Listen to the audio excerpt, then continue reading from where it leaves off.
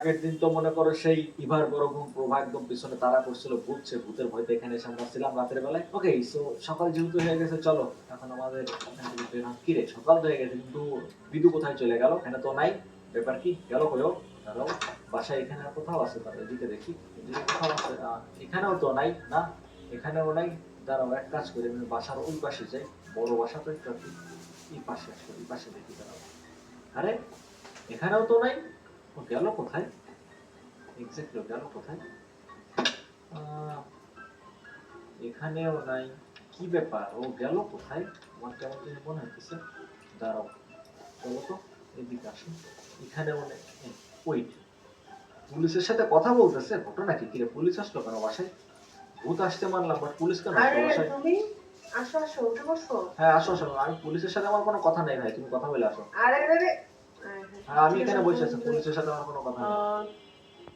আচ্ছা আপনারা তাহলে আসেন, পরে আবার ওকে কথা সকালে বলে আসো কথা আমার সাথে। বলবো। কে চলে আসছি?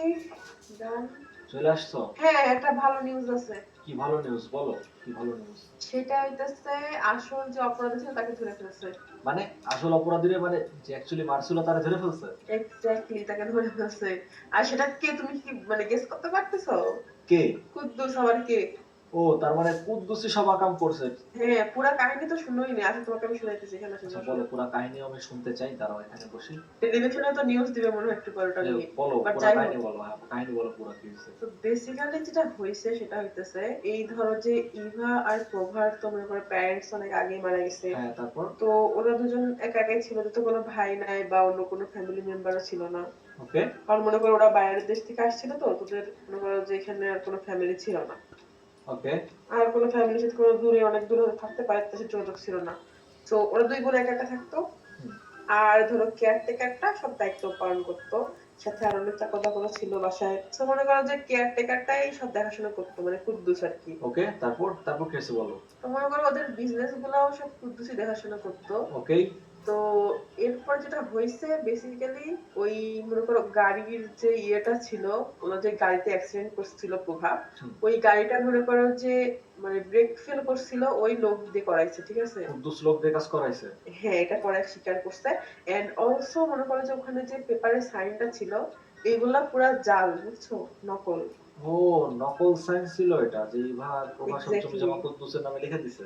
হ্যাঁ, নকল ছিল। আর মনে করো এরপরে আচ্ছা তুমি নিজে চিন্তা করো একটা কেয়ারটেকারের নামে সব লিখে দিবে কেন ওরা? এক্স্যাক্টলি আমারও সেম কোশ্চেন, কেয়ারটেকারের নামে কেন লিখে দেবে সবকিছু? এমনি এমনি তো কখনো লিখা এক্সাক্টলি। দিবে না। তো এরপর মনে করো প্রভা মরছে, কিন্তু মনে করো ইভা তো লাকিলি বেঁচে গেছিল। হ্যাঁ তারপর ইভা একদিন আসছিল মনে করো আমাদের এই শহরের সাইডে একদিন আসছিল। ওকে ওই তো হোটেলে? ওখানে হ্যাঁ ওই হোটেলে উঠছিল এসে, কোন একটা বিজনেসের কাজ আই থিঙ্ক আসছিল, কারণ ও একাই ছিল তখন, দেখাশোনা করতো একাই। ওকে কারণ তারপর? আমার তো কেউ ছিল না। তো বেসিক্যালি এটার পরে কুদ্দুস কিছু লোক ভাড়া করছে এন্ড তারপরে মনে করো এই হোটেলে ওকে মারছে, ঠিক আছে? ও আচ্ছা আচ্ছা, ইভার ওইখানে এসে মাইরা ফেলছে? হ্যাঁ, তো এর মানে মনে করো যে এরপরে ওই যে পাশে অপূর্ব ছিল ও তো দেখে ফেলছিল সবকিছু, ঠিক আছে? তারপর অপূর্বরও মাইরা ফেলছে? হ্যাঁ, তো এই কারণে অপূর্বকেও মেরে ফেলছে। আর মনে করো এরপর যখন আমরা এত বছর পর এটাকে মনে করো উদ্ধার করতে গেছিলাম, হ্যাঁ তখন ওই লোক পাঠাইছিল আমাদের এই গ্লাস ভাঙছিল এন্ড আমাদের ছেড়ে দিছিল। আমাদের মারার জন্য ওই লোক পাঠাইছিল মিয়া? দেখছো হ্যাঁ, কাহিনী? আর তুমি কি জানো ওই যে গতদিন আমরা গেছিলাম না ওর বাসায় হ্যাঁ হ্যাঁ হ্যাঁ ওকে জিজ্ঞাসা করতে, হ্যাঁ এটার পরে ও একটু ভয় পেয়ে গেছে। ভয়